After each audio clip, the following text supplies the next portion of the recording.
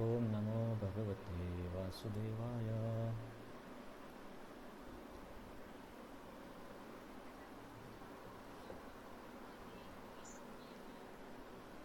ओम नमो भगवते वासुदेवाय।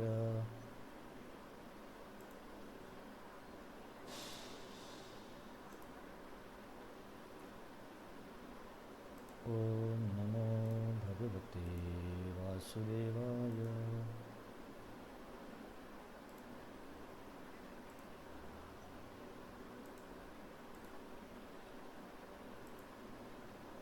हरे कृष्णा. आपण गीतेच्या 9व्या अध्यायाच्या शेवटच्या भागामध्ये आहोत. नेहमीप्रमाणे मी तुम्हाला नेहमीसारखं नाही, पण आज खूप फास्ट रिव्हिजन सांगतो. 5 मिनिटातच झालं पाहिजे. तर 8व्या अध्यायामध्ये शेवटी शुक्ल पक्ष कृष्ण पक्ष या मार्गाने प्रवास करणारे योगींचं वर्णन केलं आणि अशा दोन्ही मार्गाच्या प्रवासाने शुद्ध भक्त विचलित होत नाही हे सांगितलं. मग या 9व्या अध्यायामध्ये असा शुद्ध भक्त आणि अशुद्ध भक्तीचं वर्णन आहे. त्याचं वर्णन करताना एकूण 34 श्लोक आहेत. त्यापैकी जस्ट एक मिनिट द्या, मला क्वेश्चन पाठवतो मी.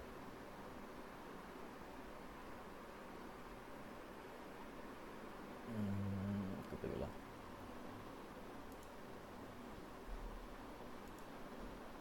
एक मिनिट.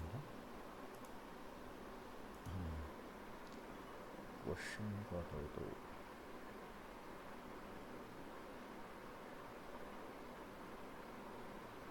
हां, तर या शुद्ध भक्तीचं आणि अशा शुद्ध भक्ताचं वर्णन करताना एकूण 34 श्लोक आहे. त्याचा आपण 4 विभागात अभ्यास करतो. त्यापैकी 3 विभागाचा अभ्यास झाला. पण पहिल्या 3 श्लोकात भक्तीच्या ज्ञानाची महिमा, पुढच्या 7 श्लोकामध्ये ऐश्वर्य ज्ञान, नंतर 11 ते 25मध्ये वेगवेगळ्या प्रकारचे उपासक आणि शेवटी भक्तीचं परमोच्च स्थान. पहिल्या श्लोकात अर्जुनला म्हणतात की तू निर्मत्सरी असल्यामुळे तुला मी हे ज्ञान देणार आहे, ज्यामुळे तू सर्व अशुभातून मुक्त होशील. आणि या भक्तिज्ञानाचे 8 गुणधर्म दुसऱ्या श्लोकात भगवंत सांगतात. परंतु असं असूनही सर्वांना या धर्मामध्ये म्हणजे भक्तीमध्ये श्रद्धा असेल असं नाही, आणि अशा श्रद्धा नसणाऱ्या लोकांना परत या मृत्यू संसारामध्ये प्रवास करावा लागेल. ऐश्वर्यज्ञान सांगताना भगवंत म्हणतात की अर्जुन, मीच माझ्या शक्ती स्वरूपाने आणि परमात्मा स्वरूपाने सर्व व्याप्त आहे. सर्व काही माझ्या ठायी आहे, परंतु मी कुणाच्याही ठायी नाही, म्हणजे मी कुणावरती निर्भर नाही आहे. नंतर म्हणतात की परंतु माझ्या ठायी काहीच नाही आहे, हेच माझं योग ऐश्वर्य आहे. जरी मी त्यांचा करता पोषण करता आहे, निर्माता आहे, तरीसुद्धा माझ्या ठायी काहीच नाही. तर ठायी नाही याचा अर्थ असा होतो की मी आसक्त नाही आहे. जरी मी निर्मिती करतो, यांचं पालन करतो, तरी मी यांना आसक्त नाही. यांना म्हणजे जीवांना, या विश्वाला. हे समजावण्यासाठी आकाशाचं आणि वायूचं उदाहरण देतात की वायू आकाशावरती निर्भर आहे, परंतु आकाश वायूवर निर्भर नाही, आणि आकाशाला वायूशी काही आसक्तीसुद्धा नाही आहे. परंतु भगवंत आणि आकाशामध्ये हा फरक आहे की आकाश अचेतन गोष्ट आहे, परंतु सजीव चेतन व्यक्तीला एवढी सर्व निर्मिती करून अनासक्त राहणे कठीण आहे किंवा अशक्य आहे. म्हणून भगवंत म्हणतात हे माझं योग ऐश्वर्य आहे. तर याच ऐश्वर्य ज्ञानामध्ये सांगतात की ब्रह्मदेवाच्या आयुष्याच्या शेवटी सर्व सृष्टीचा विनाश होतो. परत त्यांच्या जन्माच्या वेळेस म्हणजे दुसरे जे ब्रह्माजी येतील तेव्हा परत सृष्टी निर्माण केली जाते. अशा पद्धतीने हे जे सृजन आणि विनाश आहे पुन्हा पुन्हा होत राहतो.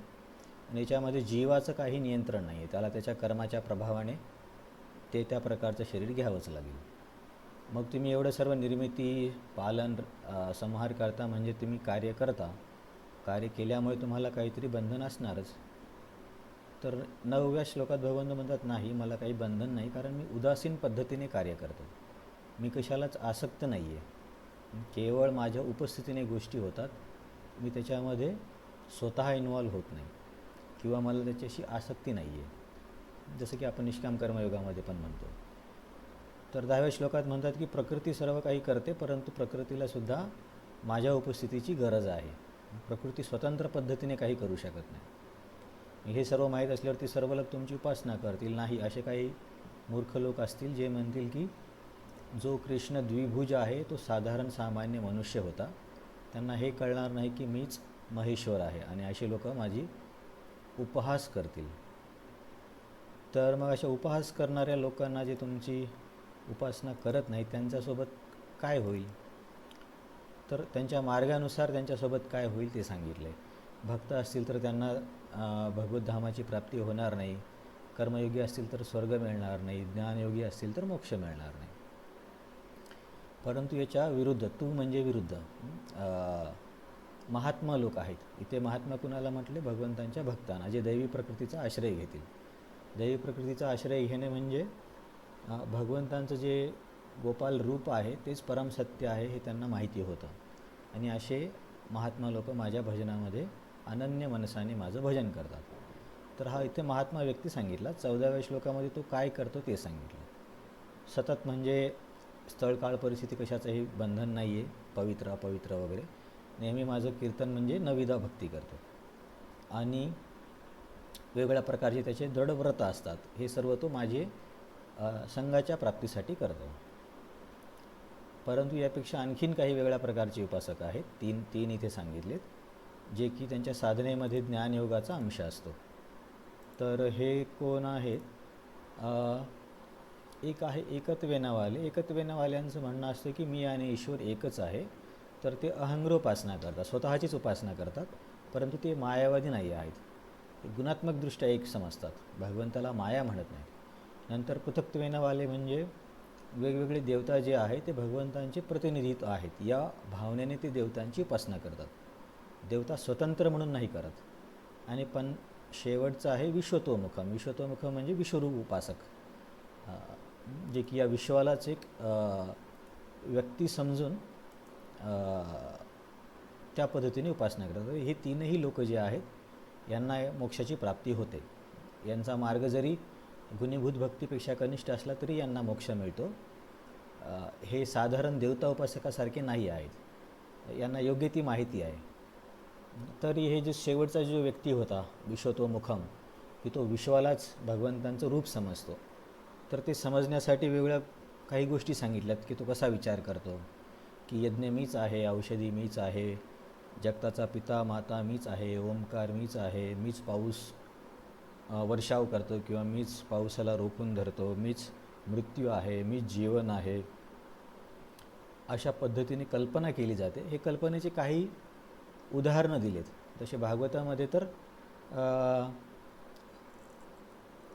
14 भुवनांच्या ग्रहांना पण भगवंतांचं शरीर सांगितलं आहे. नंतर नद्या म्हणजे भगवंतांच्या रक्तवाहिन्या, डोंगर पहाड म्हणजे त्यांची हाडं, असं पण वर्णन आहे. तर वेगवेगळ्या पद्धतीने एक व्यक्तीचं स्वरूप निर्माण करून त्याची उपासना करणे हा यांचा मार्ग असतो विश्वतोमुखमवाल्यांचा. तर त्या तिघांनाही मोक्षप्राप्ती होते. आता 20 आणि 21 मधले थोडेसे वेगळे लोक आहेत.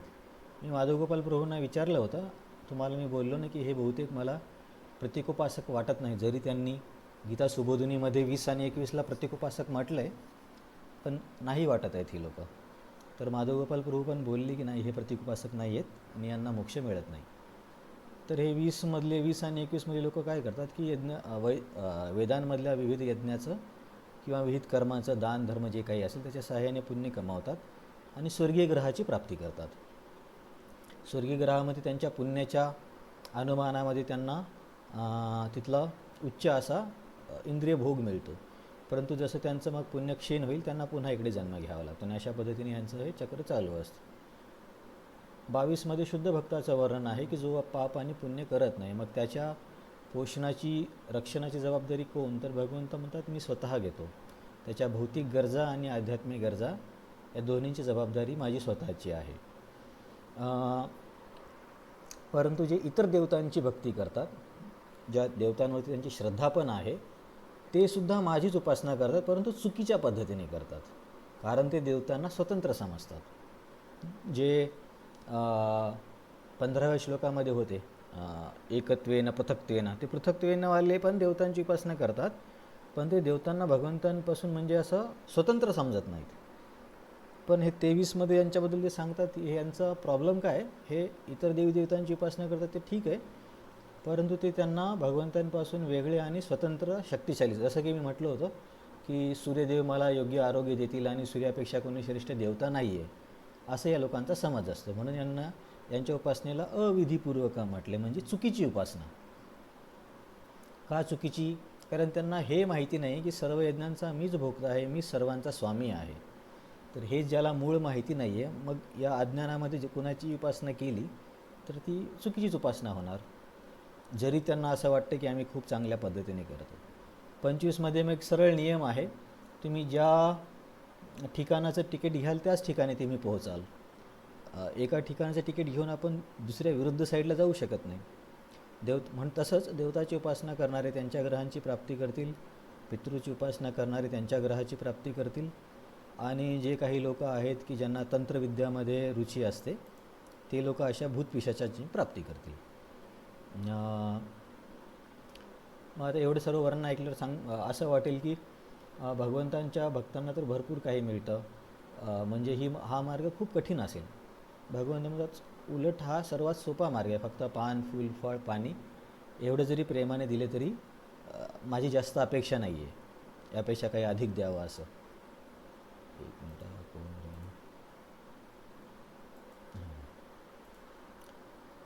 तर मग 27मध्ये थोडासा वेगळा विषय, समजायला पण थोडासा किचकट होता, की इथे एका वेगळ्या प्रकारच्या भक्तीचं वर्णन आहे, ज्ञान कर्म मिश्र प्राधान्यभूत भक्ती. आपण याच्यापूर्वी कर्ममिश्र प्राधान्यभूत, ज्ञानमिश्र प्राधान्यभूत किंवा योगमिश्र प्राधान्यभूत असे 3 वेगळे बघितले होते, पण इथे एकामध्येच 2 भक्तीचं मिश्रण आहे, योग नाही आहे, कर्म आणि ज्ञान. तर कर्म का आहे? कारण हा व्यक्ती विहित कर्मच करण्याला करतो. समजा तो क्षत्रिय, तर क्षत्रियाचे कर्म करणार. तर पण पूर्णपणे कर्म पण का नाही आहे? कारण तो काही दुसरे पण गोष्टी करतो. तसं ज्ञानयोगी आहे हा, कारण हा निराकार रूपाला आसक्त, पण तो पूर्णपणे ज्ञानयोगी पण नाही आहे, कारण याला भगवंतांच्या साकार स्वरूपाची पण महिमा माहीत आहे. तर असं हे मिश्रण असल्यामुळे ही एक वेगळीच कॅटेगरी आहे 27 नंबरमधली. तर शुद्ध भक्तीमध्ये आपण काय करतो की आधी क्रिया भगवंतांना अर्पण करतो आणि नंतर करतो. जसे की बाबा आता मी जप करणार आहे, हा जप तुम्हाला अर्पण आणि नंतर आपण जप करू. परंतु हे कर्ममार्गाचे लोक जे असतात ते क्रिया करतात आणि नंतर फळ अर्पण करतात, हा दोघांमधला फरक आहे. म्हणून इथे 27मध्ये बघा की भगवंत काय म्हणतो, तू जे करशील, जे खाशील, ज्याचं दान देशील ते सर्व काही मला अर्पण कर, म्हणजे झाल्यावरती. म्हणून हे लोक शुद्ध भक्त नाही आहेत.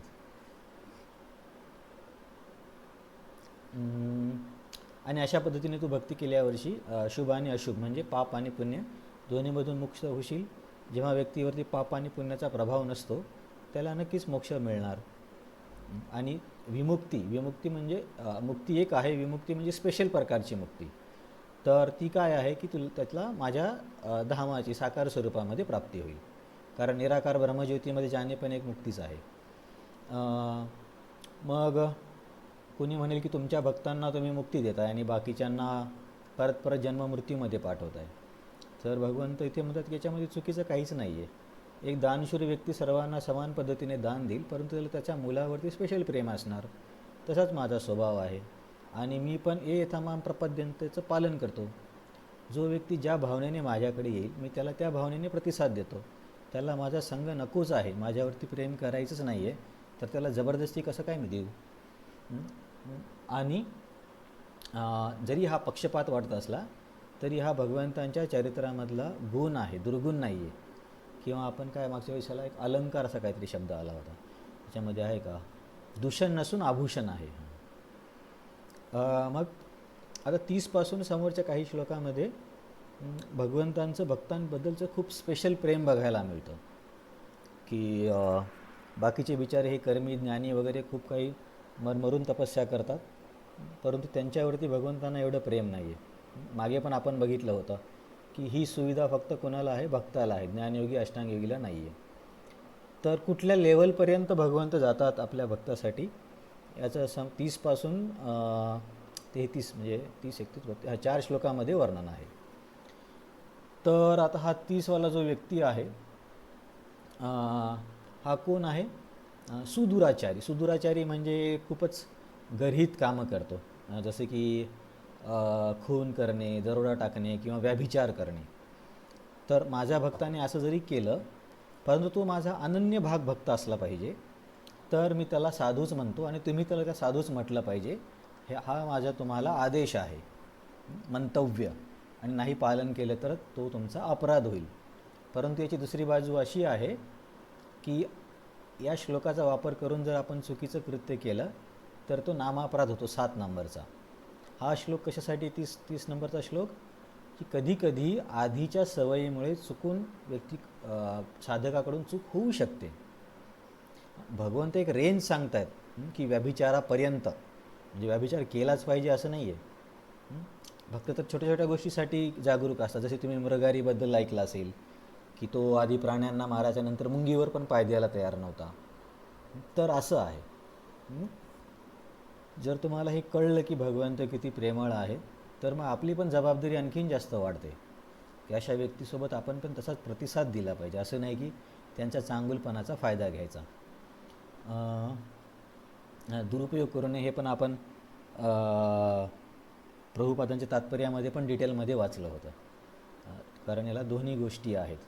आपली पण जबाबदारी आहे आणि भगवंतांचं प्रेम आहे. तर इथून पुढे आपण श्लोकांचा अभ्यास करूया. श्लोक नंबर 31 याचं गायन करूया. 1 मिनिट, कोण जॉईन झालं? हां, श्लोक नंबर 31 आपण गाऊया. क्षिप्रं भवति धर्मात्मा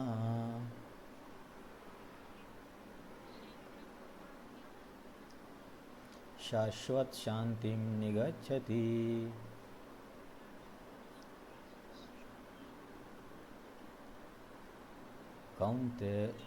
कौन्तेय प्रतिजानीहि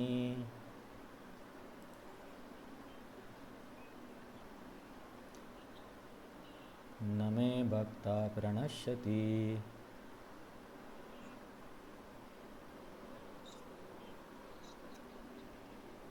आता तोच संवाद पुढे घेऊन जात आहेत. मागच्या श्लोकामध्ये अशा म्हणजे एकदमच काय म्हणता येईल त्याला, घृणास्पद कार्य करणाऱ्या व्यक्तीला पण भगवंत स्वतःचं मानतात. नंतर यावरती समोर चर्चा सुरू आहे. आता अर्जुनने असं विचारलं नाही, परंतु विष्णू चक्री ठाकूर अर्जुनच्या मनातला एक भाव सांगत आहेत. ते काय म्हणतात की ठीक आहे, तुम्ही त्याला साधू मानता, पण तुम्ही अशा व्यक्तीची पूजा स्वीकाराल का? किंवा अशा व्यक्तीने तुम्हाला जो भोग दाखवला आणि जे पाणी वगैरे तुम्हाला दिलं ते तुम्ही घ्याल का? कारण त्याच्या हृदयामध्ये तर एवढा काम आहे, एवढा क्रोध आहे, तुम्ही कसं बरं घ्याल? तुमचे तर भरपूर नियम आहेत. आंघोळ करून स्वयंपाक केला पाहिजे, नंतर या दिशेला ते काय काय बरेच नियम असतात ना. मनामध्ये काय विचार पाहिजे, कांदा लसण नाही टाकायचं, असं काहीतरी भरपूर नियम आहेत. आणि हा व्यक्ती तर व्याभिचारी आहे, मग तुम्ही याचे स्वीकाराल का याने अर्पण केलेल्या गोष्टी? तर भगवंत म्हणतात बस जास्त बोलू नको. क्षिप्रम भवती धर्मात्मा. बघा या श्लोकामध्ये पहिल्या ओळीत क्षिप्रम भवती, क्षिप्रम म्हणजे लवकर. एक 3ऱ्या अध्यायामध्ये क्षिप्रम या शब्दाचा श्लोक आला होता, आठवतो तुम्हाला कोणाला?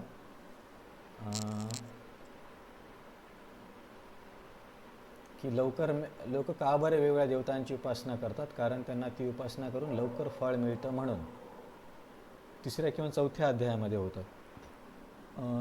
काय श्लोक होता तो? सिद्धिं विंदती मानवा, क्षिप्रम ही मानुषे लोके सिद्धिं विंदती मानवा. तो तसा तिथे पण हा क्षिप्रम हा शब्द आला. एवढं सांगायचं होतं की क्षिप्रम म्हणजे लवकरच.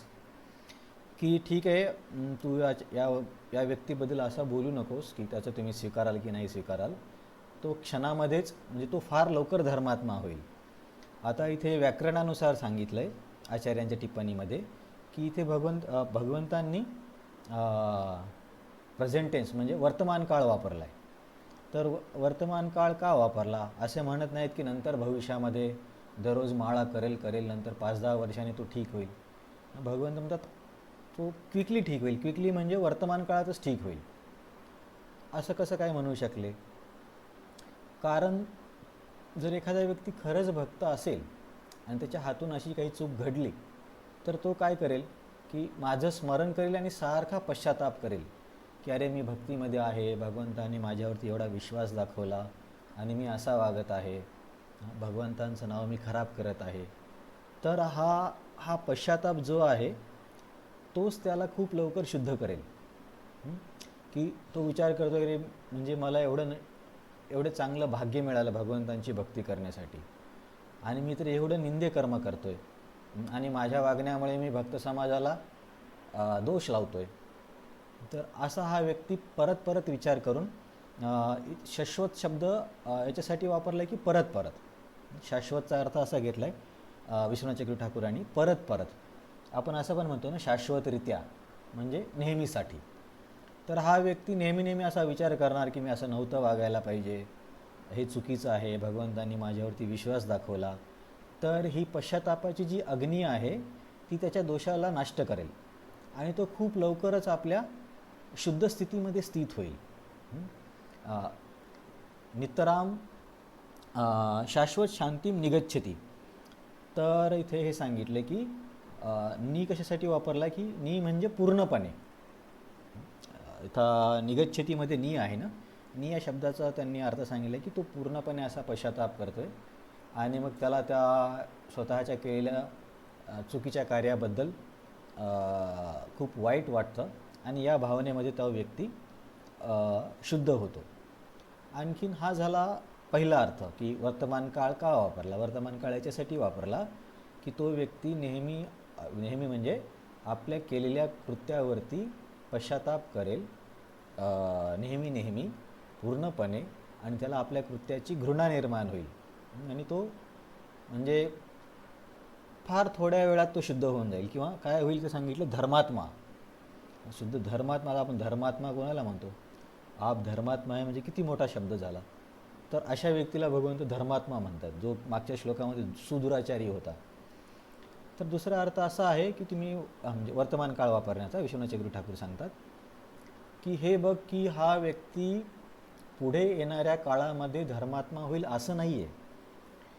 तर सध्या पण त्याच्या हृदयामध्ये हे धर्मात्मा असण्याचं लक्षण आहे, परंतु ते सूक्ष्म स्वरूपात आहे, आणखीन ते पूर्णपणे विकसित नाही झाले.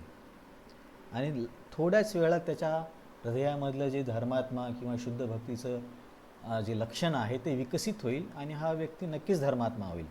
त्याच्यामुळे मला असं विचारू नको की अशा कामक्रोधी व्यक्तीचा तुम्ही भोग स्वीकाराल का.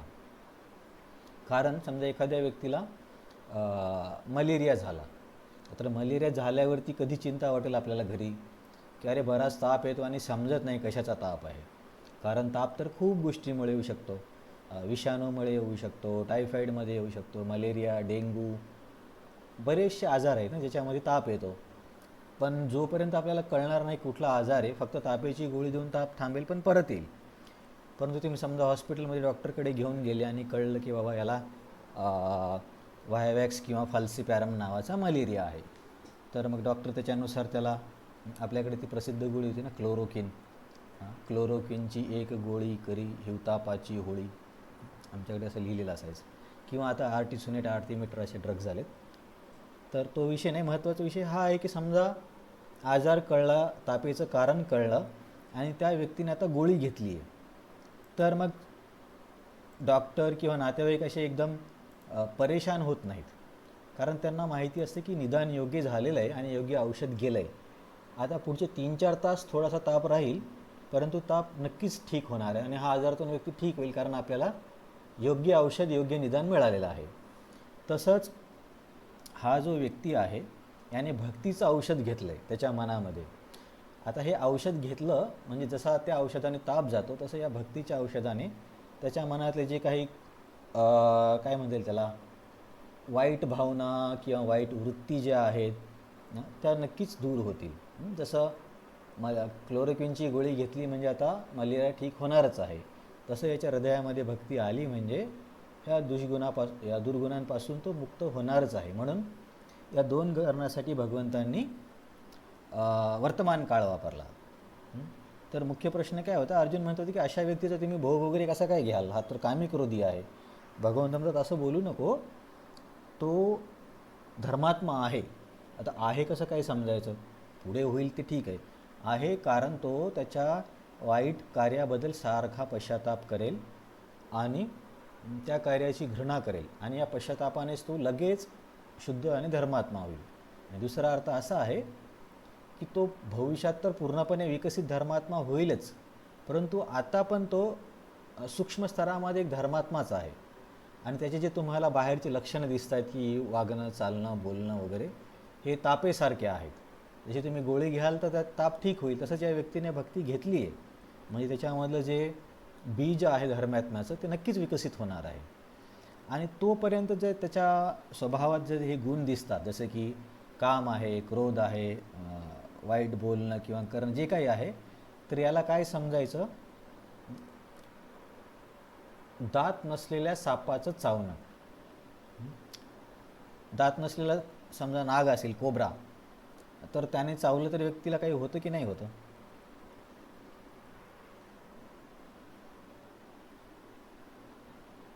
हां, काही नव्हतं. तर तुम्हाला एवढा वेळ कसा काय लागला? तुम्ही हे बघितले नाही का, गावाकडे लोक तर कोब्रा नाग घेऊन येतात त्यांच्या त्या बांबूच्या बास्केटमध्ये आणि 4-5 नाग वगैरे बाहेर काढणार. पण त्यांना फुल कॉन्फिडन्स असतो की तो नाग काहीच करू शकणार नाही, कारण त्यांनी त्याचे दात काढलेले असतात आणि त्याच्या दाताच्या मागेच त्याची ती पॉयझनची ग्लँड असते. ग्लँड म्हणजे काय, ग्रंथी. तिथून ते त्याच्या दातातून ते विष येतं, परंतु तेच काढून टाकल्यावर तो विष कसा काय सोडणार? विष तयार पण होते की नाही, तर कठीण आहे. तर तसंच आता ॲक्च्युली नागापेक्षा अधिक विषारी हे आपले दुर्गुण आहेत, खास करून काम, क्रोध. ते तर आपलं पण आयुष्य नष्ट करतात आणि इतर बऱ्याच लोकांच्या आयुष्यावरती प्रभाव पाडू शकतात. साप तरी काय, ज्याला चावेल तोच मरेल, पण हे जे दुर्गुण आहेत, खास करून काम, याच्यामुळे समाजाचं आणि खूप वेगळ्या कुटुंबाचं पण नुकसान होतं. तर अशा व्यक्तीला सुद्धा भगवंत म्हणतात की त्याच्या चुका काही झाल्याच तर ते साप दात नसलेल्या नागासारखे आहे, तो होईल यातून ठीक, त्याला म्हणजे लगेच ठीक होईल, जास्त वेळ नाही लागणार आहे. आणि मग असा व्यक्ती शाश्वत काळासाठी तो या काम, क्रोध, लोभापासून मुक्त होईल. तर इथे हे बघा, हे महत्त्वाचं आहे की हे सगळं सत्य आहे, याच्यामध्ये काहीच हे नाही आहे की बढाई चढाई करून नाही सांगितले भगवंतांनी, सगळं सत्य आहे. पण आपली पण जबाबदारी, हे दोन्ही साईड आहेत. कारण ते भगवंत म्हणतात ना की तो सारखा पश्चाताप करेल, आणि ही काही जाणून बुजून केलेल्या चुका नसतात. जरी अपिचे सुधराचार्य सांगते, तर आचार्य सांगतात की ह्या आधीच्या प्रबळ संस्कारामुळे झालेल्या म्हणजे नकळत झालेल्या चुकांसाठी हा श्लोक आहे. त्याचा वापर करून चुका करायची असं नाही आहे. आणि अशी चूक नकळत झाल्यावर सुद्धा व्यक्तीला वाईट वाटलं पाहिजे की मी असं कसं काय वागलो. तर जर असं त्याच्या मनामध्ये विचार आला तर मग त्याची प्रगती होईल. आता भक्ती सोडून तुम्ही जर बाहेर बघितले की लोक सरळ सरळ खोटं बोलतात, सरळ सरळ फसवतात, म्हणजे व्यवहारामध्ये, मार्केटमध्ये, आणि त्यांना वाईट पण वाटत नाही की मी खोटं बोललो किंवा काय. ते जर असेच करत राहतील तो त्यांचा स्वभाव होऊन जातो. तसं नाही व्हायला पाहिजे की याला सारखा पश्चाताप झाला पाहिजे, खूप महत्त्वाचं आहे. हां, तर मग हा इथपर्यंत विषय झाला. नंतर मग समजा अर्जुनने असा प्रश्न विचारला या श्लोकामध्ये की बरं ठीक आहे, तुम्ही म्हणता की तुमचा भक्त धर्मात्मा होईल, परंतु जर असा एखादा भक्त आहे तो मृत्यूपर्यंत धर्मात्मा नाही झाला, मग त्याचं काय होईल? कारण मेल्यावर तर काय तो करेल की नाही करेल माहिती नाही ना. जर समजा शेवटच्या क्षणी त्याने अशा काही चुका केल्या आणि तो मरून गेला, मग? तर विश्वनाथ ठाकूर खूप छान सांगतात की भगवंतांना आपल्या भक्ताबद्दल खूप प्रेम आहे, आणि असा प्रश्न ऐकून त्यांना खूप राग येतो की जर तुमचा भक्त मृत्यूच्या वेळेस पण असा नाही सुधारला तर मग त्याचं काय होईल. तर विश्वनाथ ठाकूर सांगतात की भक्ताच्या प्रेमाने भगवंत रागाने आणि मोठ्याने बोलतात की हे कुंती पुत्रा, इथे सांगितले ना, कौंतेय प्रतिजानीही नमे भक्त्या प्रणशती. हे कुंती पुत्रा, तू जाण की माझा भक्ताचा नाश कधीच होत नाही, मृत्यूच्या वेळेसुद्धा नाही, त्याचं पतन नाही होणार. तर मग अर्जुन म्हणेल ठीक आहे, आता तुम्ही असं म्हणताय की कुंतीपुत्रा माझ्या भक्ताचा नाश होणार नाही, मृत्यू झाला तरी त्याचं भलंच होईल, म्हणजे भलं म्हणजे पतन होणार नाही, बेसिकली मी त्याची काळजी घेईल. याच्या संदर्भात दुसरे पण श्लोक आहेत, पण आता तिकडे जास्त नको जायला. आपण इथं बघितलं होतं ना की मृत्यूच्या वेळी ज्याचं स्मरण होईल त्याची प्राप्ती होते, आणि समजा भक्त नाही करू शकले तर वराहदेवांनी एक प्रॉमिस पण दिलं आहे की मी माझ्या भक्तांचं स्मरण करेल. तर तो वेगळा विषय, पण ठीक आहे. तर अर्जुन म्हणेल की ठीक आहे, असे तुम्ही बोलताय की माझ्या भक्ताचं पतन होणार नाही, परंतु हे कोण स्वीकारेल समाजामध्ये? लोक तर म्हणतील की हे बघा, म्हणजे मरता मरता पण हा असा वागतोय आणि तुम्ही म्हणताय की हा धर्मात्मा आहे. हसतील लोक तुमच्यावरती. तर आणि अर्जुन चिंतेत असतो की कृष्ण असा बोलतोय, नंतर लोक समाजामध्ये काय म्हणतील. तर अर्जुनच्या चेहऱ्याकडे पाहून भगवंत म्हणतात की हे अर्जुन, उठ आणि अशा लोकांच्या सभेमध्ये जा. आणि तर सरळ सरळ शब्द लिहिले, ड्रम घेऊन जा. ड्रम म्हणजे बँड किंवा ढोल. ढोल घेऊन जा आणि मोठ्याने ढोल पिटत सांग. तुम्ही गावाकडे कधी ऐकलं असेल बघा, आमच्याकडे त्याला दौंडी म्हणतात. की पूर्वी असं असायचं, गावामध्ये काही कार्यक्रम होत असेल तरी एक व्यक्ती गावामध्ये ते वाजवत जाणार आणि सांगणार की गावामध्ये मीटिंग आहे किंवा काहीतरी साथीचा रोग आला आहे. तर असंच अर्जुनला भगवंत सांगतात की असे जे टीका करणारे लोक आहेत त्यांच्या सभेमध्ये जा, एक मोठा ढोल घे, ढोल वाजव आणि तुझे दोन्ही हात हवेत म्हणजे लक्ष एक केंद्रित करण्यासाठी करतात ना लोक, हात वर करे करून, ऐका मी काय सांगत आहे म्हणून. नाही तर एकदम खाली मान आणि खिशामध्ये हात ठेवतो, समजणार नाही कोण बोलतोय. तर असं कर अर्जुन, आणि तू हे सांग, त्या लोकांना सांग की माझ्या भक्तांचा विनाश होणार नाही, हे तू तिथे सांग. तर मग अर्जुन म्हणेल, मी का सांगू, तुम्ही जाऊन सांगा. तुम्ही आता भरपूर काय गीतेमध्ये बोलणार आहात आणि तुम्ही आता म्हणतात की तू बोल. की भगवंत म्हणतात, बघ अर्जुन, मी पण बोलू शकतो, पण लोकांना हे माहिती आहे की मी माझ्या भक्तांवरती टीका आणि त्यांचा अपमान सहन नाही करू शकत. त्याच्यामुळे जर तू बोलशील तर सर्वांना माहिती आहे की मी तुझा शब्द कधी तोडणार नाही, परंतु मी जर बोललो तर लोकांना माहिती आहे की मी माझे वचन नाही पाळत. जसं की आता हे आचार्यांनी आधीच सांगितलं,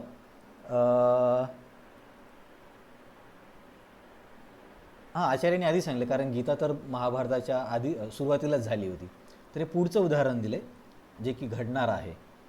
की जेव्हा भीष्म म्हणतात की या 5 बाणांनी मी उद्या 5 पांडवांना मारेल, तर भगवंत युधिष्ठिर महाराजांना पाठवून ते 5 बाण घेऊन येतात. तेव्हा भीष्मांना खूप राग येतो आणि ते म्हणतात की मी शपथ घेतो, एक तर 5 पांडवांना मारेल किंवा कृष्णाला त्यांची शपथ तोडावी लागेल. काय शपथ? की शस्त्र उचलण्याची. ते बोलले होते ना की मी शस्त्र घेणार नाही, म्हणून दुर्योधनाने नारायणी सेना निवडली होती. तर भीष्म खूपच जास्त स्पीडने युद्ध करत होते आणि भगवंतांना कळलं की अर्जुनला हे सर्व रोखणं शक्य नाही आहे. तेव्हा ते खाली उतरले आणि स्वतः रथाचं चाक घेऊन भीष्मावरती धावून गेले. तर भीष्मांना कळलं, त्यावेळेस भीष्म खूप आनंदित झाले की भगवंत किती महान आहेत, की आपल्या भक्ताचे शब्द राखण्यासाठी त्यांनी स्वतःचे शब्द तोडले. म्हणजे त्यांनी भीष्माचे शब्द राखले ना, कारण भीष्माने शपथ घेतली होती, एक तर मी पांडवांना मारेल किंवा कृष्णाला त्याचं वचन तोडावं लागेल. जर तुम्ही समाजामध्ये कधी बघितलं ना, खूप मोठ्या पदावरचे लोक असतात, ते त्यांच्या हाताखाली काम करणारे लोक किंवा नोकर किंवा जे काही आहेत, त्यांचं बलिदान बऱ्याच वेळा दिलं जातं.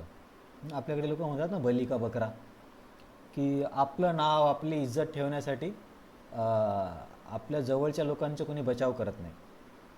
कुणाला तरी, खास करून राजकीय क्षेत्रामध्ये, दुसऱ्याच्या नावावरती ढकलून त्या व्यक्तीला हे केलं जातं, जरी तो व्यक्ती त्यांचा जवळचा असला तरी.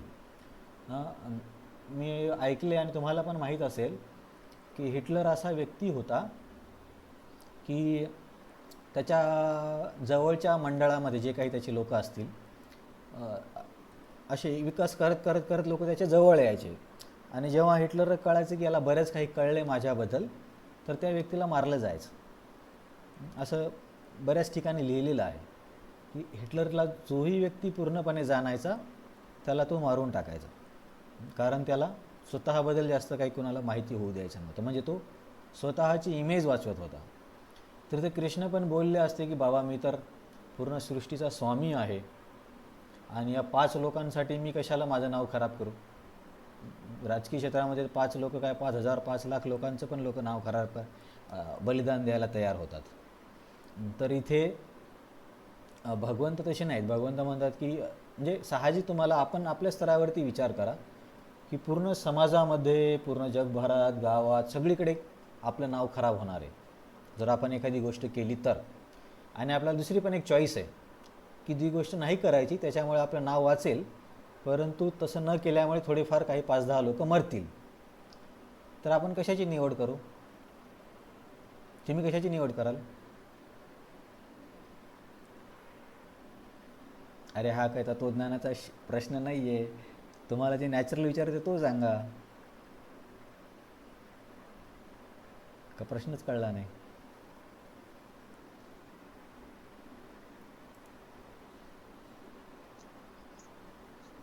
हां, तर मी जे बोलतो ते स्पष्ट ऐकू येते का? थोडंसं हे होत प्रॉब्लेम होत नाही ना? ओके ओके ओके ओके, मी सांगतो, फक्त बाकीच्यांना विचार. सावंत सर व्यवस्थित आवाज येतो? ओके ठीक आहे.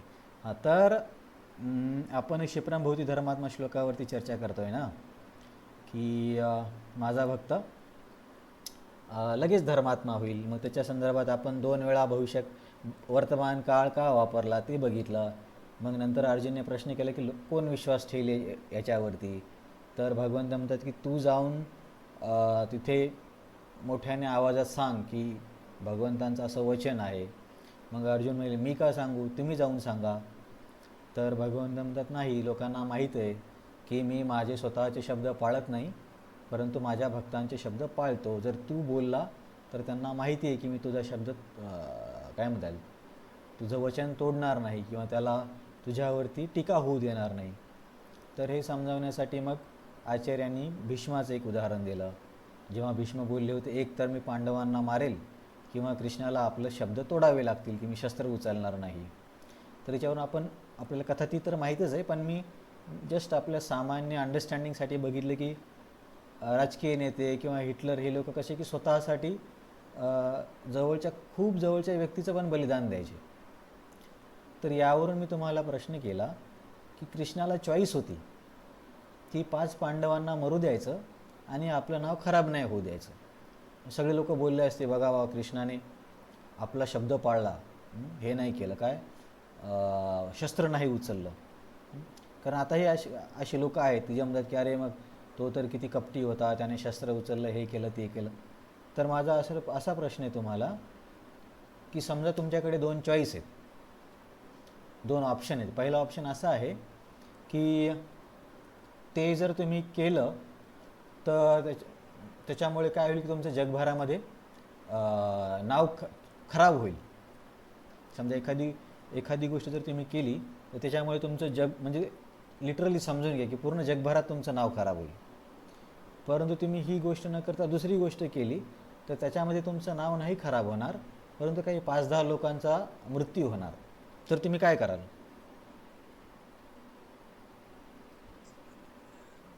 हां हां हां, तेच तर, तेच आपण म्हणजे काय, 99.99% लोक तेच करतील. खूप खूप खूप दुर्मिळ लोक असतात की जे स्वतःचं बलिदान देऊन स्वतःबद्दल गैरसमज झाला तरी चालेल पण इतरांना वाचवण्यासाठी तयार असतात. हे खूपच कठीण आहे. तर इथे भगवंत सांगता, त्याच्यावर मी फक्त जस्ट चर्चा केली की बाबा कृष्णाचे चारित्र्य बघा की आता येणाऱ्या जोपर्यंत गीता वगैरे लोक ऐकतील वाचतील तोपर्यंत म्हणतील की त्याने शब्द तोडला होता. परंतु सध्याच्या काळामध्ये आपल्याला शब्दाचा महत्त्व नाही आहे. आताच एक गोष्ट बोलून 2 मिनटामध्ये लोक चेंज करतात, ते नाही. तर तेव्हा शब्दांना महत्त्व असायचं की व्यक्ती बोलला म्हणजे तो पाळणार. तर त्यावेळेस कधी कधी काय होते की आपल्याला हिस्टॉरिकल कॉन्टेक्स्ट समजत नाही. त्यावेळेची परिस्थिती न समजल्यामुळे आपल्याला वाटतं की एवढी काय मोठी गोष्ट आहे, आपण तर दिवसातून 10 वेळा शब्द तोडतो. तर तसं नाही आहे. तर हा समाज तेव्हाच असा आहे. तर बेसिकली इथे त्यांच्या भक्ताबद्दल भगवंत सांगतात. ही झालं विश्वनाथ चक्र ठाकूरांची आपण टीका बघितली. याच्यामध्ये तुम्हाला मी सिम्पली फक्त एवढं सांगितलं आहे की 2 मिनटात रिपीट करतो की अशा व्यक्तीपासून तुम्ही भोग वगैरे घ्याल का, हा तर पापी आहे. भगवंत म्हणतात नाही, तो फार लवकर धर्मात्मा होईल. तर इथे वर्तमान काळ का वापरला? 2 गोष्टीमुळे. कारण तो चुकीचा सारखा सारखा पश्चाताप करेल आणि खूपच लवकर शुद्ध होईल. दुसरा गोष्ट वर्तमान काळाची ही आहे की तो सध्या पण पवित्रच आहे, परंतु सूक्ष्म स्तरावर म्हणजे आणखीन विकसित नाही झाला आहे. तर हा आजारासारखा आहे. जर आजार झाल्यावर गोळी घेतली की ताप ठीकच होतो. आता याने भक्तीचं औषध घेतले, हा नक्कीच ठीक होणार आहे. मग नंतर प्रश्न केला की परंतु जर समजा एखादा मृत्यूपर्यंत नाही ठीक झाला तर मग? तर भगवंतांना राग येतो आणि म्हणतात की अर्जुन, माझ्या भक्ताचा कधीच नाश होणार नाही, तू जाऊन हे सांग. अर्जुन म्हणेल, मी का सांगू, तुम्ही सांगा. तुला सांगावं लागेल, कारण लोकांना माहिती मी स्वतःचे शब्द पाळत नाही, पण भक्ताचे शब्द पाळतो, म्हणून तू सांग. तर हा एक छान रसिक असा श्लोक आहे. तर आपण प्रभुपाद आणि बलदेव विद्याभूषण काय म्हणतात ते पण सांगूया, बघूया. ही स्लाईड जर आपण बघितली, भक्तिविनोद ठाकूरांचं स्वप्न तुम्हाला नको नाही सांगत, आणखीन जास्त असते किचकट होऊन जाईल. तर प्रभुपाद आणि बलदेव विद्याभूषण असा एक भाव घेतात. प्रभुपाद त्यांच्या तात्पर्यामध्ये most of the time Baladeva विद्याभूषणलाच फॉलो करतात. म्हणून प्रभुपाद पण असे म्हणतात की जर तुम्ही पान नंबर 357वर 31व्या श्लोकाचं हे बघितलं तात्पर्य, तर तिथे काय म्हणतात बघा. 7व्या अध्यायामध्ये भगवंत सांगतात की दुष्कर्मी लोक भगवत भक्त बनू शकत नाहीत. कुठं सांगितलं? 7व्या अध्यायात. 4 प्रकारचे लोक भक्त बनतात, 4 प्रकारचे नाही बनत. आपण बघितलं होतं ना. चतुर्विधा भजन्ते माम जना सुकृतीनो अर्जुना आर्तो जिज्ञासु अर्थार्थी ज्ञानीच्या भरतर्षभ. हे 4 प्रकारचे जे उपासना नाही करत ते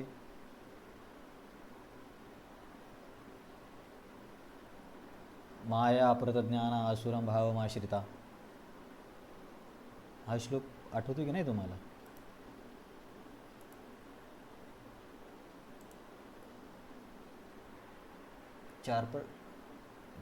याची सुरुवात कशी आहे? नमाम प्रपद्यन्ते मूढा. नमाम प्रपद्यन्ते मूढा जना दुष्कृतून अर्जुना माया अप्रतज्ञाना आसुरम भावमाश्रिता. हां, असं आहे. तर हे सांगतात प्रभुपाद इथे की तुम्ही जर तात्पर्यात वाचलं की 7व्या अध्यायामध्ये भगवंत म्हणतात की दुष्कर्मी लोक भक्त बनू शकत नाहीत, जे 4 आपण अभ्यासले होते ते. आणि एक असं सरळ एक समीकरण आहे की जो भगवत भक्त नाही त्याच्याकडे सद्गुण नसतात. आता हे म्हणजे भावनिक वाक्य नाही आहे, याला पण संदर्भ आहे. 4थ्या स्कंदाच्या शेवटी मला वाटते नारद मुनी म्हणतात की सर्व दैवी गुण भगवंतांच्या भक्तामध्ये असतात. मनोरथेना सती धावतो बही. असा एक श्लोक आहे की भगवंतांच्या भक्तामध्ये सर्व दैवी गुण असतात आणि जो भक्त नाही तो केवळ मनाच्या रथावरती भ्रमण करतो, त्याच्यामध्ये दैवी गुण नसतात. एक्झॅक्टली काय श्लोक आहे तो?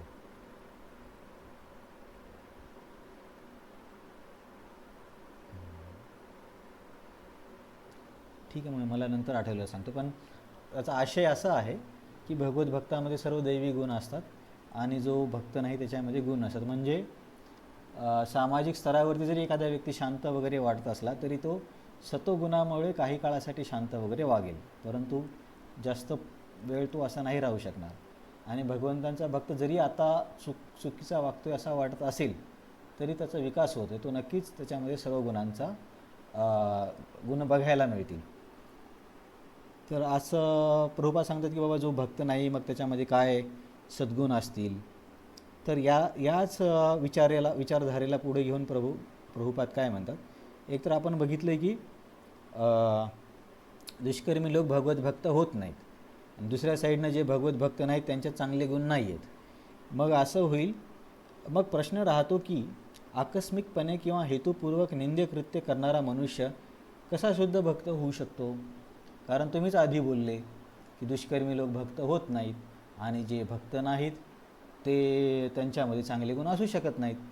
परंतु हा व्यक्ती तर निंदे कृत्य करतोय, म्हणजे हा दुष्कर्मी आहे. मग याला कसा काय शुद्ध भक्त म्हणून स्वीकारायचं? म्हणजे प्रभुपादांनी काय प्रश्न उपस्थित केला हे तुम्हाला कळलं ना?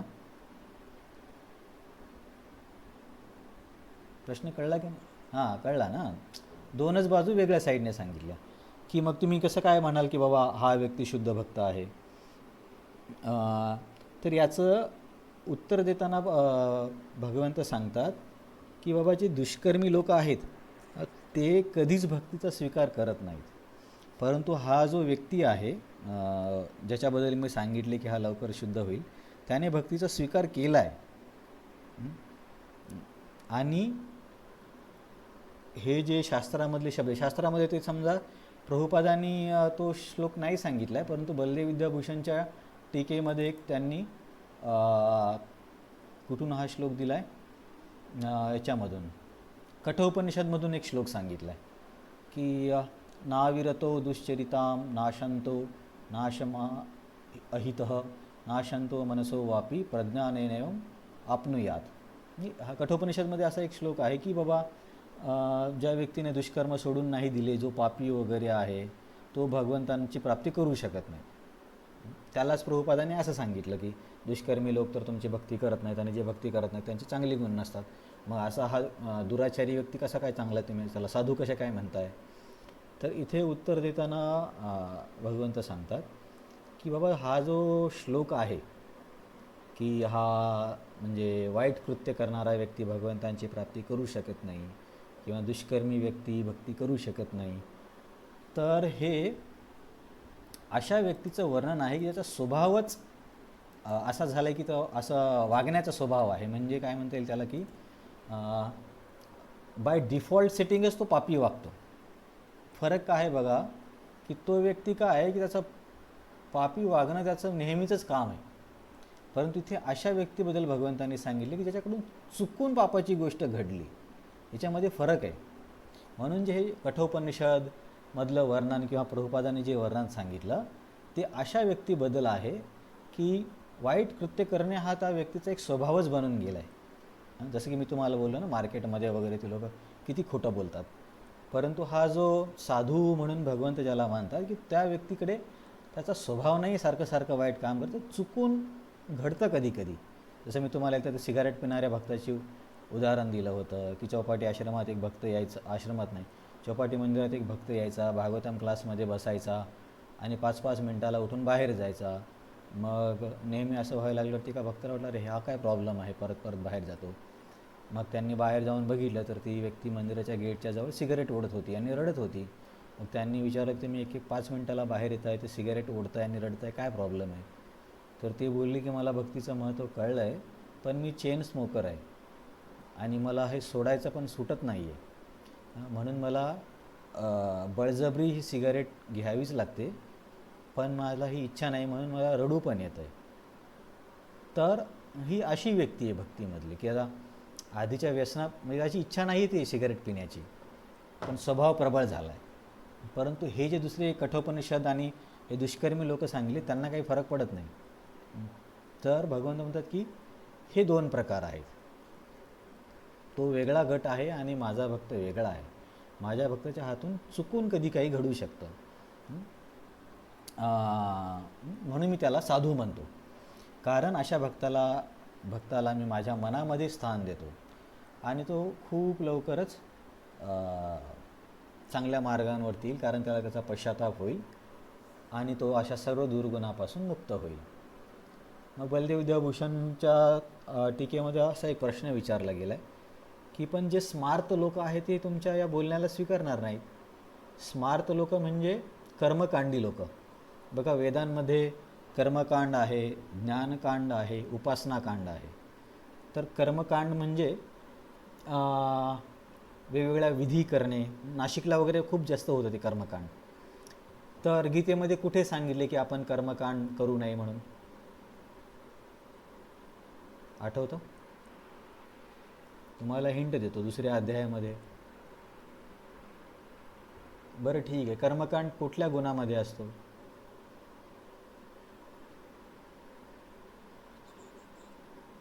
हां, तर यालाच भगवंत काय म्हणतात दुसऱ्या अध्यायामध्ये, काय करायचं गुणांना आपल्याला? अर्जुनला भगवंत म्हणतात ना, हां, त्रैगुण्य विषया वेदा निस्त्रैगुण्य भवार्जुना निर्दंतो नित्यस्थो निर्योगक्षेम आत्मवान. तर तिथे आधी याचं वर्णन केलं, तू युद्ध करशील तर स्वर्ग मिळेल, हे मिळेल, ते मिळेल. आणि नंतर आणि जे हे लोक असतात कर्मकांडी लोक, ते वेदाच्या या मिमाम पुष्पिताम वाचाम, वेदाची जे पुष्परूपी भाषा आहे, पुष्परूपी म्हणजे की तिथे उदाहरण असं दिलं जातं, समजा एखादं फूल खूप आकर्षक आहे परंतु ते विषारी आहे, पण ते फूल आकर्षक दिसल्यामुळे जर व्यक्तीने घेतलं तर त्याला त्याची विषबाधा होईल. तसंच वेदांमध्ये हे जे स्वर्गीय वर्णन आहे की तिथे इंद्रिय भोग खूप जास्त आहे, खास करून आता हे अप्सरांचं वर्णन वगैरे असतं, तर हे विषारी फुलासारखं आहे. दुरून तर खूप आकर्षक वाटतं परंतु त्याचा परिणाम विषारी होतो, कारण तो व्यक्ती त्या जन्ममृत्यूच्या बंधनातच राहील. तर बेसिकली मला हे सांगायचं की दुसऱ्या अध्यायामध्ये असं वर्णन केलं कर्मकांडामध्ये लोक कसे करतात आणि त्यांची बुद्धी स्थिर होत नाही. तर तू काय कर अर्जुना, त्रैगुण्य विषया वेदा, वेदांचे हे त्रिगुणात्मक विषय आहेत त्याला तू पार कर. वेदांचा त्याग नाही करायचा आहे. वेदांमध्ये त्रिगुणात्मक विषय म्हणजे कर्मकांडाचा जो भाग आहे, जिथे स्वर्गाचं प्रॉमिस केले त्याचा त्याग कर, कारण हे भक्तीला अनुकूल नाही आहे. परंतु हे नाही आहे, काय म्हणतात, हे ढोंग नाही आहे किंवा चुकीचं नाही आहे. जे लोक त्या स्तरावरती आहेत ते करू शकतात. हां, तर अशा कर्मकांडी लोकांना स्मार्त म्हटलं जातं. स्मार्त आपण म्हणतो ना की आपली एकादशी आज आहे, त्यांची एकादशी उद्या आहे, असं बऱ्याचदा होतं. तर ते स्मार्त लोक आणि वैष्णवांच्या वेळेमध्ये वेगळ्या पद्धतीने तिथी पकडली जाते. आम्ही जेवढं ऐकलं ते मला आठवतं की स्मार्त लोक ज्या दिवशी सूर्य त्या राशीमध्ये प्रवेश करतो त्या तिथीला ते मानतात.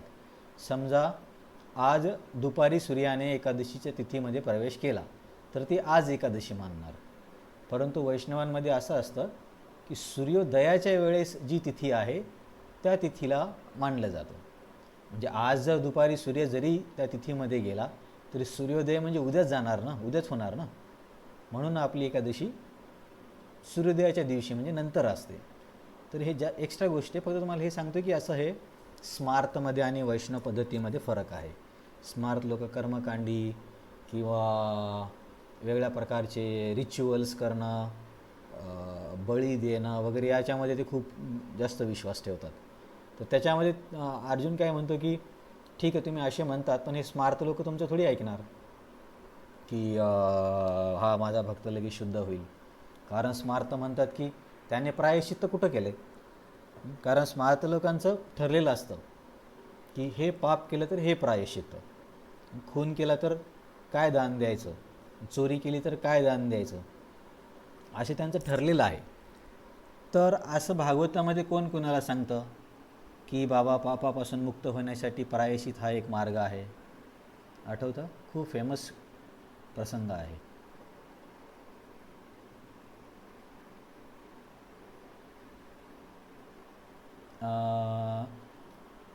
बघा, नरकामध्ये जे वेगळ्या प्रकारचे लोक जातात ना, तर मग नरकामध्ये जाणाऱ्या लोकांना नरकापासून कसं वाचवायचं, तर हे वाचवण्यासाठी शुकदेव गोस्वामी कुणाला काय सांगतात?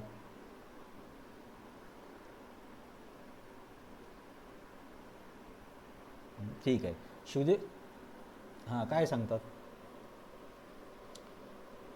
तर बघा, प्रसंग असा आहे की 5व्या स्कंदाच्या शेवटी वेगवेगळ्या प्रकारच्या नरकांचं वर्णन केलं की जो गरिबांचा छळ करतो किंवा जो दुसऱ्याची प्रॉपर्टी लुटतो, असं वेगवेगळ्या पद्धतीच्या दुष्कर्मासाठी वेगवेगळ्या प्रकारची सजा आहे.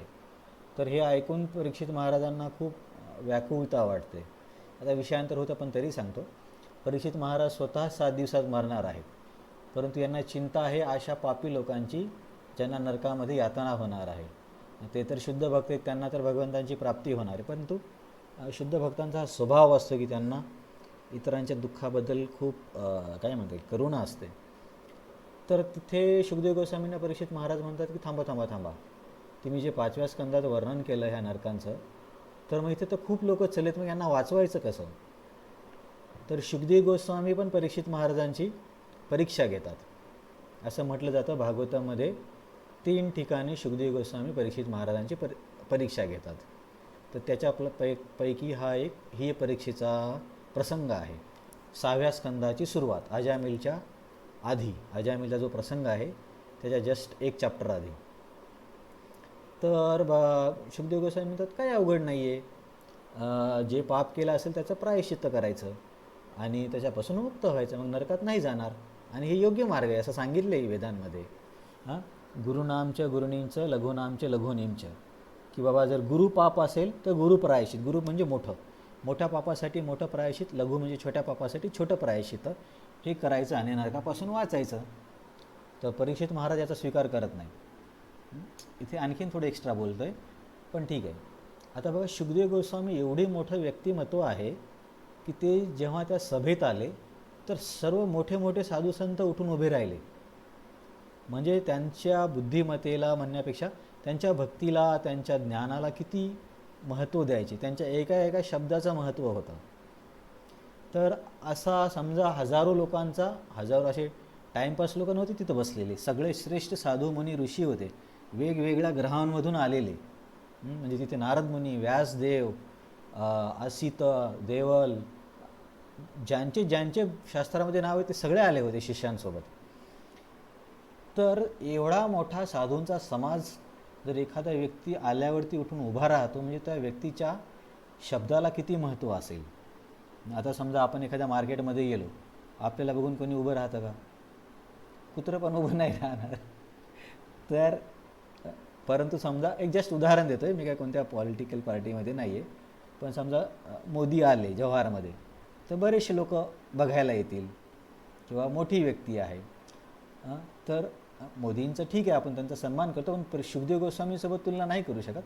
शुकदेव गोस्वामी जेव्हा आले तेव्हा इतके श्रेष्ठ शुद्ध आत्मे उभे राहिले, म्हणजे त्या व्यक्तीची महिमा किती असेल. याचा अर्थ असा होतो की त्यांचा एक शब्द महत्त्वाचा होता. आणि हे शुकदेव गोस्वामी परीक्षित महाराजांना म्हणतात की काहीही कठीण नाही आहे, मोठ्या पापासाठी मोठं प्रायश्चित्त करायचं, छोट्या पापासाठी छोटं प्रायश्चित्त करायचं आणि याद्वारे नरकापासून वाचायचं, आणि याच्यात काहीच चुकीचं नाही आहे. आणि बोलणारी व्यक्ती खूप मोठी आहे, म्हणजे त्याच्या सगळ्या ग्रंथात PhD आहे, परंतु तरीसुद्धा परीक्षित महाराज घाबरत नाहीत किंवा यांच्या विरुद्ध कसा बोलू असं म्हणत नाहीत. तर ते लगेच म्हणतात, क्वचित निवर्तते भद्रात क्वचित चरती तत् पुन्हा प्रायश्चितम अथो पार्थम मन्ये कुंजर शौचवत, की नाही तुम्ही जे सांगता ते मला मान्य नाही आहे. एवढ्या मोठ्या सभेमध्ये इतक्या मोठ्या व्यक्तीला म्हणायचं आहे की तुमचे शब्द मी मान्य करत नाही, याला किती धाडस लागेल. पण परीक्षित महाराज पण तेवढेच श्रेष्ठ भक्त होते. ते अशा साधारण गोष्टींवरती समाधान करून घेणारे नव्हते. आणि शुकदेव गोस्वामी परीक्षा घेतात हे फक्त त्यांनाच माहीत होती, इतरांना कोणाला माहिती नव्हतं. तर लगेच परीक्षित महाराज म्हणतात नाही, हे तर हत्तीच्या आंघोळीसारखं आहे. हत्ती काय करतो, पाण्यात खूप घंटे आंघोळ करतो, 4-5 तास 6 तास आरामशीर, आणि बाहेर आल्यावर काय करतो. तुम्ही कधी बघितलं व्हिडिओमध्ये हत्ती आंघोळ करून बाहेर आल्यावर काय करतो? तर तो आपल्या अंगावरती टाल्कम पावडर टाकतो. आपल्याकडे लोक पावडर लावतात ना, तर तो चिखल माती अंगावरती फेकतो. तर परीक्षित महाराज या प्रायश्चिताची तुलना या हत्तीच्या आंघोळीशी करतात, की तुम्ही जो सांगितला हा उपाय तो मला योग्य नाही वाटत, कारण हा उपाय हत्तीच्या आंघोळीसारखा आहे, की आज जायचं आंघोळ करायची, परत बाहेर येऊन तेच करायचं. तर लोक काय करतील की प्रायश्चित करतील, त्या पापापासून मुक्त होतील, परंतु त्यांची पाप करण्याची सवय नाही जाणार, ते परत तेच करत राहतील. आणि याच्यामध्ये असा एक आणखीन प्रॉब्लेम आहे, आपण क्षणोक्षणी एवढ्या चुका करतोय, कोणत्या चुकासाठी कोणतं प्रायश्चित्त करायच्याची लिस्ट कोण ठेवणार. आपण तर एकाच दिवसात हजारो लाखो पाप करत असेल, किती जीव मरत असतील, किती वेळा खोटं बोलत असेल. आता आपण तर काय म्हणतात प्रयत्न करूनही आपल्या चुका होतात. जे खास म्हणजे त्या तरबेज लोक आहेत राजकीय वगैरे, त्यांचं तर ते व्यसनच आहे. मग कोण हिशोब ठेवणार किती चुका झाल्या आणि काय काय प्रायश्चित्त करायचं. आणि एवढं सगळं प्रायश्चित्त करण्यासाठी एवढी संपत्ती, एवढी शारीरिक क्षमता पण पाहिजे ना. समजा एखाद्या प्रायश्चित्तासाठी 2 दिवस उपवास सांगितला, उपवास पण झाला पाहिजे. तर या प्रायश्चितमध्ये 2 प्रॉब्लेम आहेत. एक तर असा आहे की सगळा हिशोब कोण ठेवणार. दुसरा प्रॉब्लेम असा आहे की मृत्यूच्या आधीच प्रायश्चित्त करावं लागतं. नंतर करतो म्हटलं तर नाही चालत. नंतर करा, पण सध्या पिटाई करून घ्या, असं नियम आहे.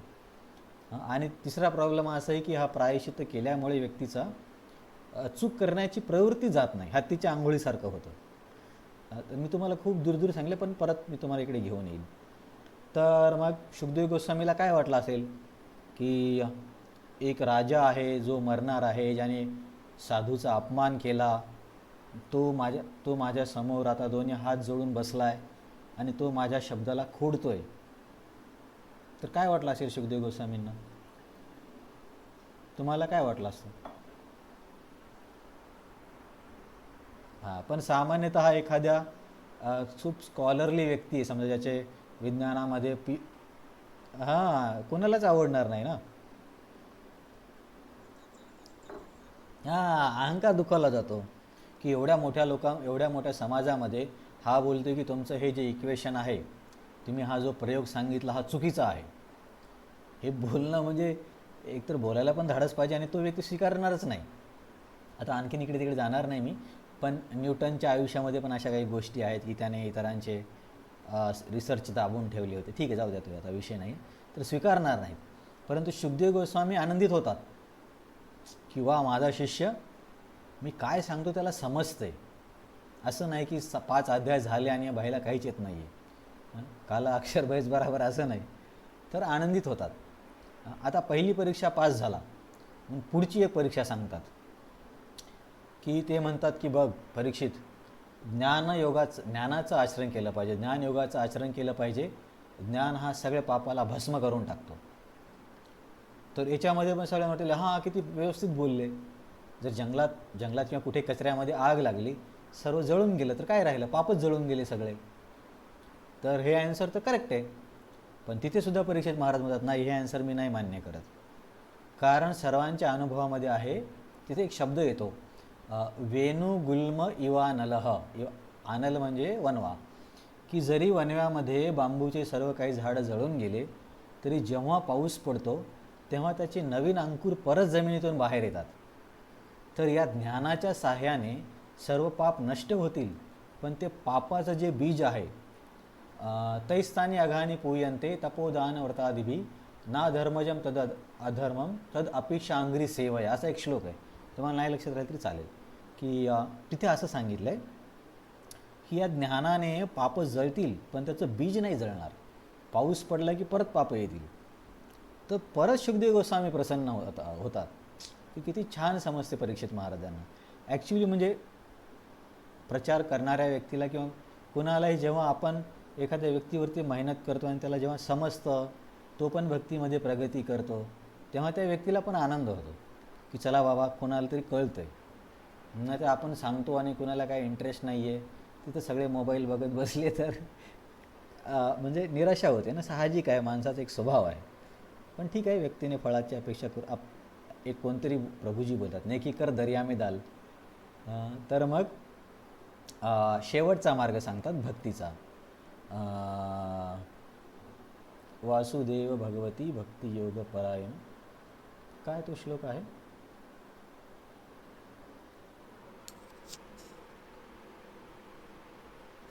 ठीक आहे, त्या श्लोकाचा आशय असा आहे की भगवंतांची भक्ती सूर्यासारखी आहे.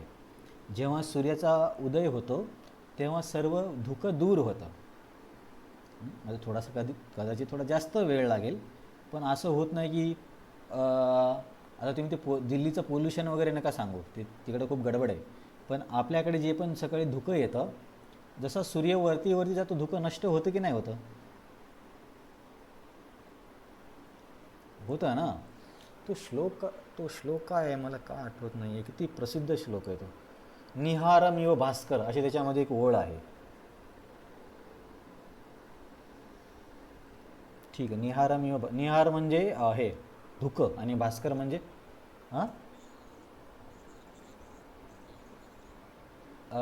तिच्यामध्ये एक ओळ अशी आहे, निहारमिव भास्कर, की निहार म्हणजे धुकं आणि भास्कर म्हणजे सूर्य. ठीक आहे, एवढा पण आपल्यासाठी चांगला शब्द, म्हणजे एवढ्यावर आपल्याला समजू शकतो की 3 मार्ग सांगितले. पहिला सांगितला पश्चातापाचा. सुखदेव गोस्वामी परीक्षित महाराज बोलले नाही, मला नाही मान्य, कारण हे हत्तीच्या आंघोळीसारखं आहे. मग दुसरा ज्ञानाचा मार्ग सांगितला. परीक्षित महाराज म्हणले हे पण मला मान्य नाही, कारण पाऊस पडल्यावरती परत ते बीज बाहेर येतं. माझा तिसरा मार्ग सांगतात भक्तीचा. तर भक्ती कशी आहे? निहारमिव भास्कर. वासुदेव भगवती कशी सुरुवात आहे त्याची?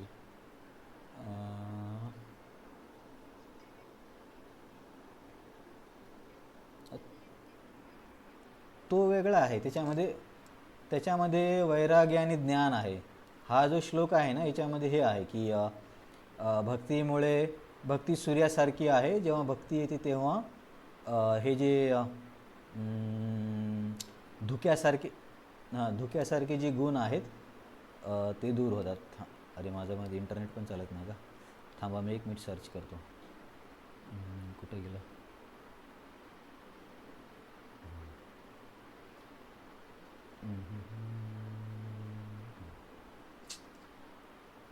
एक मिनिट द्या.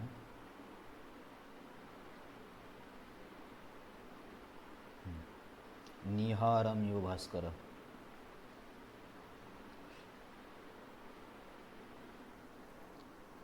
तो शोधतो. भक्ती योग जाने नाही. निहारम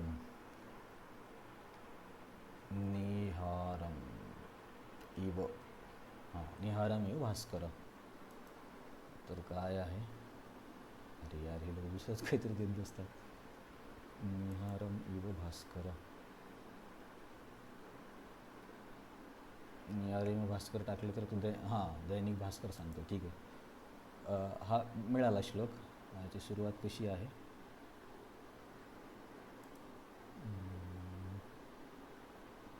आता हा लोड करायला 1 तास घेतो की काय? केचित केवलया भक्त्या वासुदेव परायणः अघम धुन्वंती कार्त्स्नेन निहारमिव भास्कर. की परीक्षित महाराज, आता मी तुला शेवटचा मार्ग सांगतो तुम्हाला, की भगवंतांची भक्ती. केचित केवलया भक्ता वासुदेव परायण. वासुदेवांची भक्ती केल्यावरती काय होतं? अघम म्हणजे पाप. या नावावरून कोणत्या राक्षसाचं नाव आहे सांगा बरं? अघमवरून.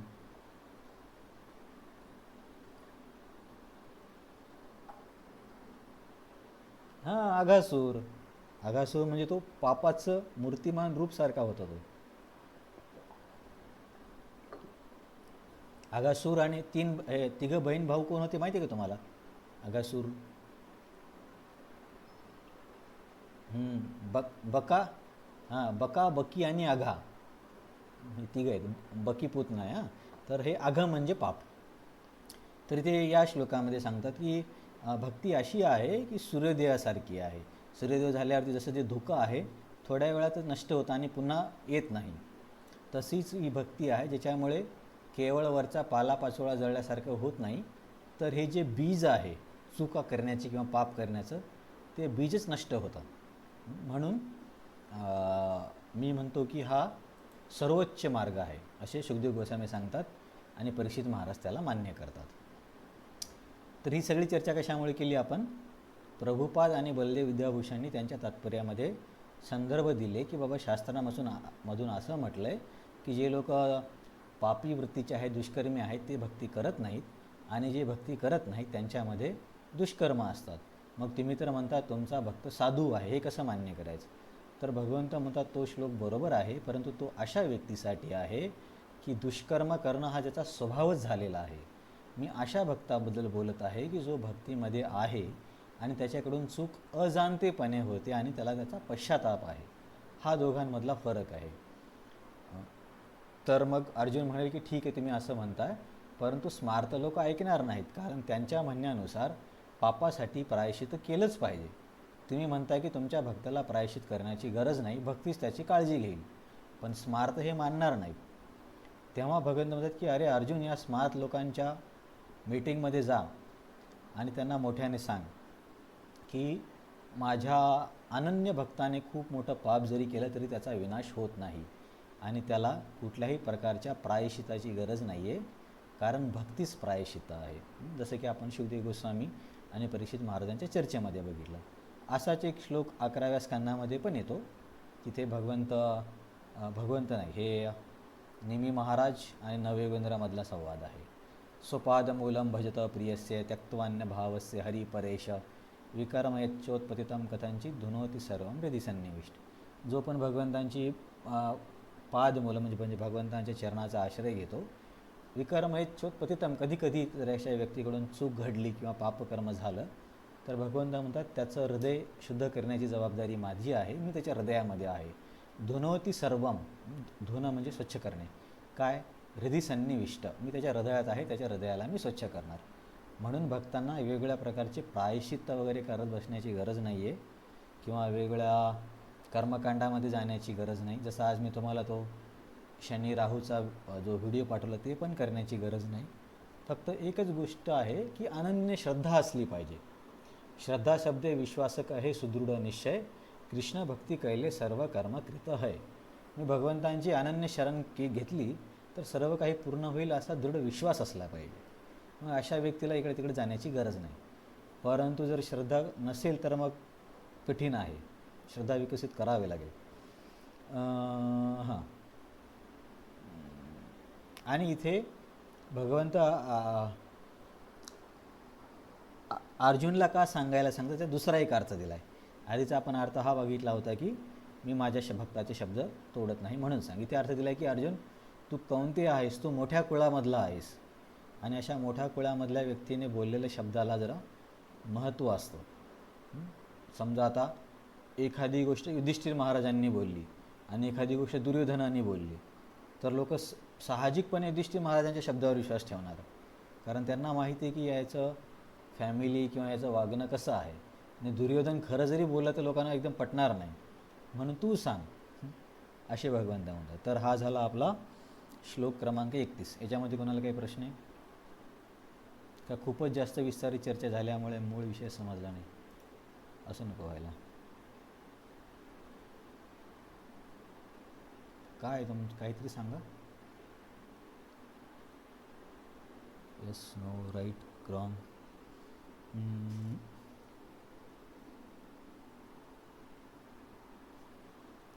तुम्हाला चर्चा समजली नाही समजली?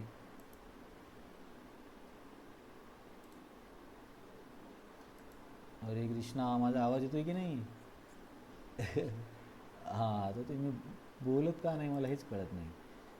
तर ठीक आहे, जास्त वेळ नको घ्यायला. फक्त मी काय बरेच विषय इकडचे तिकडचे सांगितल्यामुळं काय होऊ शकतं की एक हे नाही येणार की फ्लो नाही समजणार. परंतु एकदम पूर्ण तत्त्वज्ञान बोललं तर लक्ष द्यायला कठीण होईल, म्हणून दुसऱ्या पण चर्चा करावी लागेल. त्याच्यामध्ये तुम्ही जर एक प्रवाह लिहून घेतला तर तुम्हाला सोपं पडेल. काय प्रवाह आहे की 30 नंबरच्या श्लोकामध्ये भगवंतांनी सांगितलं की दुराचारी जरी असला तरी माझ्या भक्ताला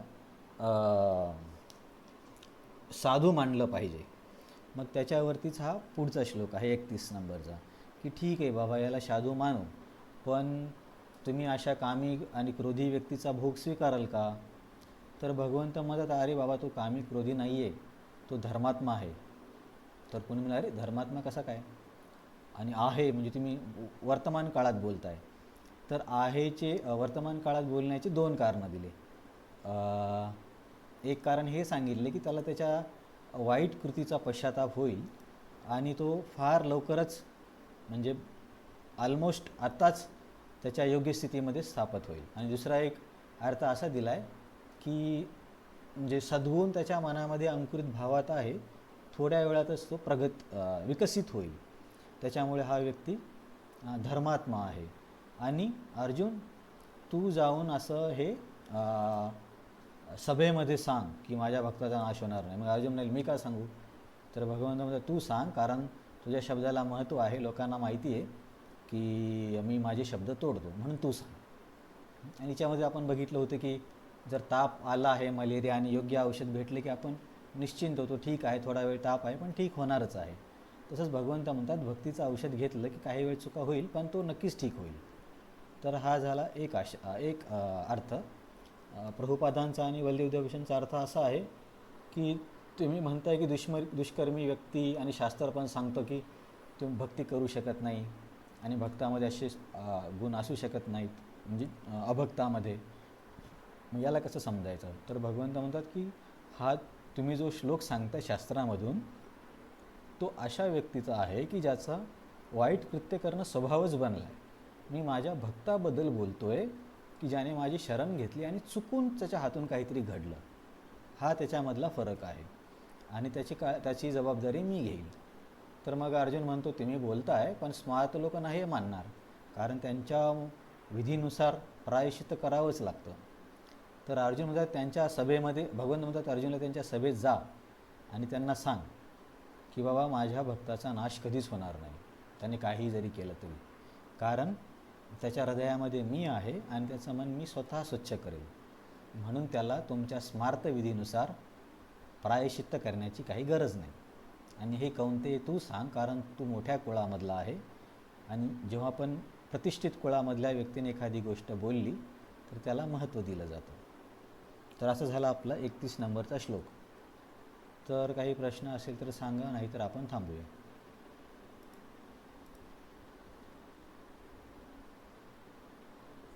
यस प्रभूजी.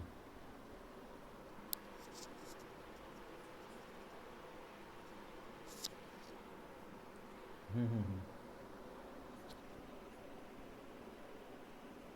हम्म, हम्म.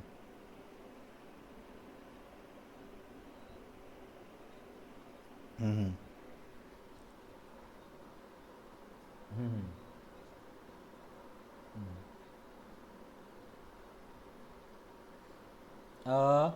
पहिला जो प्रश्न आहे स्मार्तचं, तर कर्मकांडी लोकांना स्मार्त म्हटलं जातं. की की ज्यांचा जो भाव असतो की बाबा ते म्हणतात ना काळसर्पयोग, आणखीन काहीतरी वेगवेगळ्या प्रकारचे असतात. बेसिकली नाशिकमध्ये जे करतात ते सगळं कर्मकांडाला स्मार्त म्हणायचं. मी तुम्हाला बोललो होतो करू नका.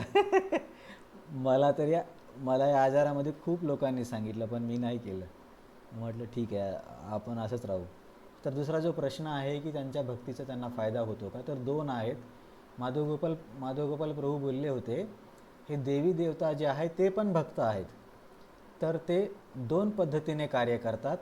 एक त्यांची कृपा असते सकपट कृपा आणि दुसरी निष्कपट कृपा. तर सकपट कृपा म्हणजे जेव्हा व्यक्ती त्यांच्याकडे येतो आणि म्हणतो मला धन दे किंवा ही काही विद्या दे, प्रतिष्ठा दे, तर ते त्याला सकपट कृपा देतात. त्याला ते भौतिक गोष्टी मिळतील पण त्याला ज्ञानाचा बोध नाही होणार.